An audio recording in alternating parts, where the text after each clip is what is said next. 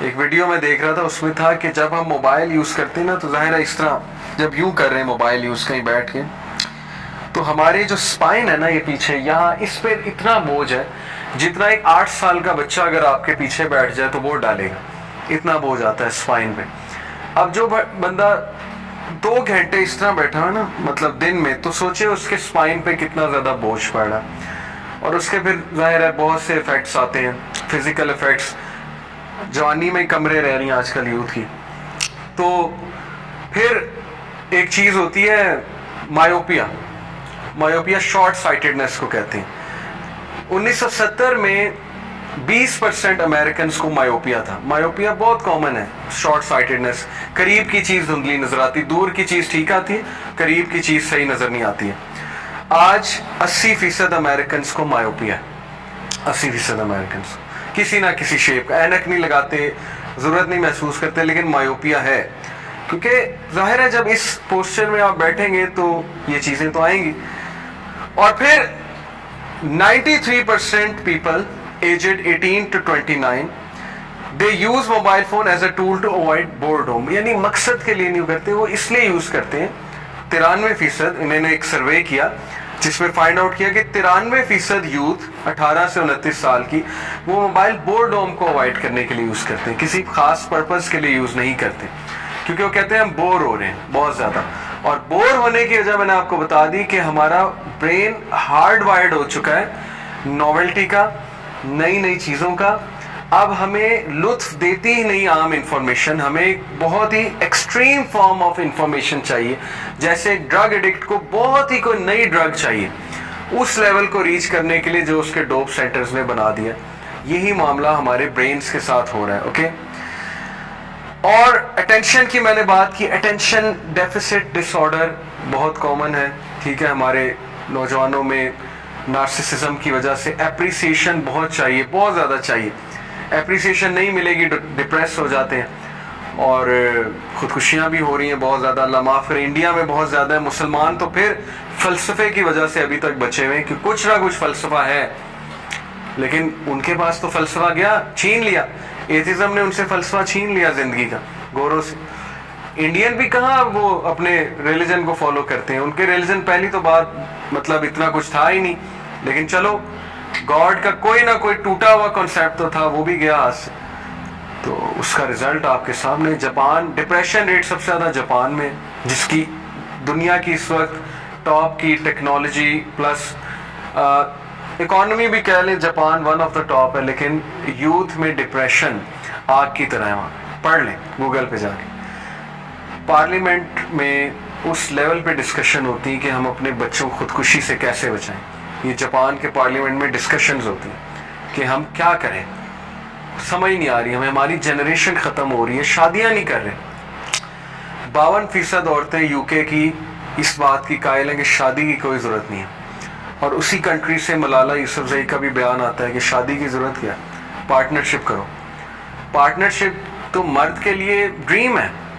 Partnership میں تو ذمہ داری کوئی نہیں ہے، تو مرد کو تو موجیں ہو گئی اور عورت جو ہے وہ پسے گی پارٹنرشپ میں. لیکن بہرحال 52% خواتین یو کے میں کہتی ہیں ہم نہیں قائل شادی کی. ضرورت کیا ہے شادی کی؟ پارٹنرشپ کرو. بچے چاہیے اڈاپٹ کر لو، پیدا کرنے کی کیا ضرورت ہے. اور یہی کینسر ہماری بڑی بڑی یونیورسٹی کے اسٹوڈنٹس میں آ رہا ہے. اس بات کے قائل ہو رہے ہیں لوگ. تو ہم نے اسے فائٹ کرنا ہے انشاءاللہ. Islam will stand out, don't worry. یہ جو میں آپ کو بتا رہا ہوں نا کہ اٹینشن ڈیفیسٹ ڈس آرڈر اور تدبر اور تفکر کا تو کنسیپٹ ہی نہیں ہے نا ہمارے اندر. یوتھ میں تو سوال ہی نہیں پیدا ہوتا نا کہ کوئی آپ نے سنا کہ کوئی یوتھ کمرے میں اکیلا بیٹھتا ہے، سوچتا ہے بیٹھ کے. یہ تو ختم ہو چکا ہے نا. بوڑھوں میں ہوتا ہوگا، بڑھاپے میں. اس کی وجہ کیا ہے میں آپ کو بتاتا ہوں. دیکھیں، میں چونکہ سائیکالوجی پڑھتا رہتا ہوں تو برین میں وائٹ میٹر اور گرے میٹر کا ایک کنسیپٹ ہے. وائٹ میٹر جو ہے نا یہ ہمارے نیورونز کے درمیان میں ہوتا ہے. وائٹ میٹر نیورونز کیا کرتے ہیں، وہ سگنل پھینکتے ہیں، لٹرلی الیکٹریکل سگنلز پھینکتے ہیں، نیورو ٹرانسمیٹرز پھینکتے ہیں جو دوسرا نیورون کیچ کرتا ہے اپنے ایکسنز کے تھرو. ایکسن جو ہے نا وہ اس کے وہ ہوتے ہیں نیورون کے، وہ جیسے وہ جالے سے، پنجے سے ہوتے ہیں. جی. تو وہ وہاں سے وہ کیچ کرتا ہے. ڈینڈرائٹس کہتے ہیں انہیں, ایکسنس کہتے ہیں, ایکسنس کے آگے ڈینڈرائٹس لگے ہوتے ہیں وہ بال سے. تو وائٹ میٹر ان کے درمیان اگر کم ہو جائے نا تو وہ ظاہر ہے نیورو ٹرانسمیٹر اس طرح سے کیچ نہیں ہوتے, کیونکہ وائٹ میٹر جو ہے نا آپ کہہ لیں یہ بالکل اس طرح ہے جیسے فرکشن کو ختم کرنے کے لیے آئل یوز ہو رہا ہے. تو اس طرح وائٹ میٹر کی اہمیت ہے برین کے لیے, نیورونز کے لیے. اب ریسرچ ہے کہ جو بندہ, یہ ریسرچ سنا رہا ہوں آپ کو, اوتھینٹک ریسرچ, 5 گھنٹے 4 گھنٹے موبائل یوز کرتا ہے اس کا وائٹ میٹر کم ہوتا ہے. اس لیول کا نہیں ہوتا کہ وہ پاگل ہو جائے, لیکن ہوتا ہے, افیکٹ ہوتا ہے.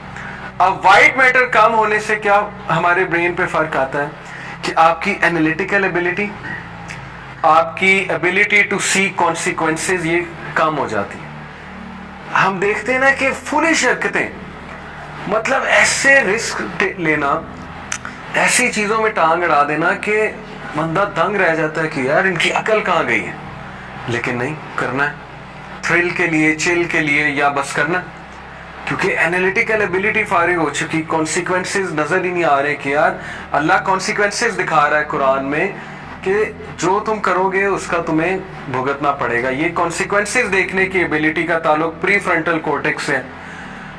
ایک تو وہ ڈیولپ نہیں ہو رہا ہمارا, ظاہر ہے ہر وقت جب ڈوپ بڑھانا ہے تو یہ کیسے چیز ڈیولپ ہو جائے گی. پھر یہ وائٹ میٹر کی کمی کی وجہ سے اب سمجھ ہی نہیں آ رہی ڈیسیجنز کیسے لینے, کنفیوژن بہت زیادہ ہے.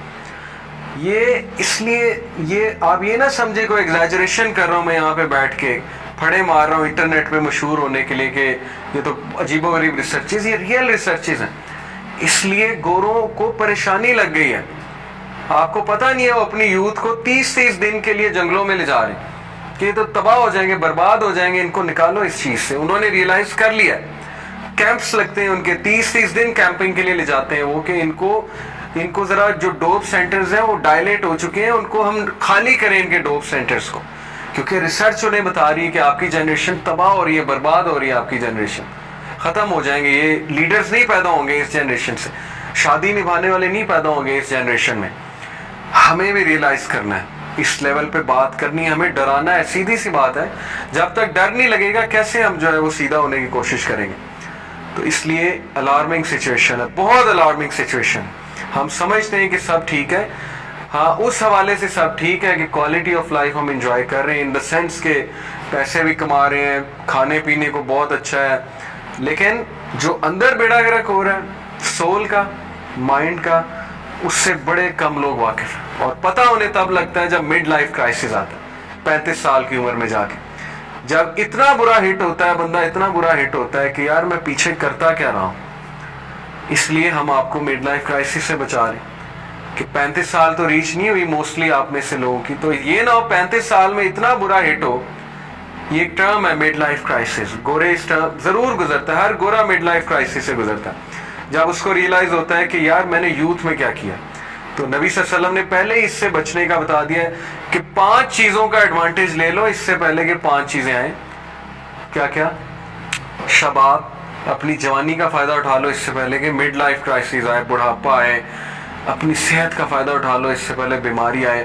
فارغ ٹائم کا فائدہ اٹھا لو اس سے پہلے بیزی ہو جاؤ. غنا کا فائدہ اٹھا لو اس سے پہلے غربت آ جائے, اچھی کنڈیشن کا. اور زندگی کا فائدہ اٹھا لو اس سے پہلے موت آ جائے. یہ تو ہمارے نبی نے بتا دیا.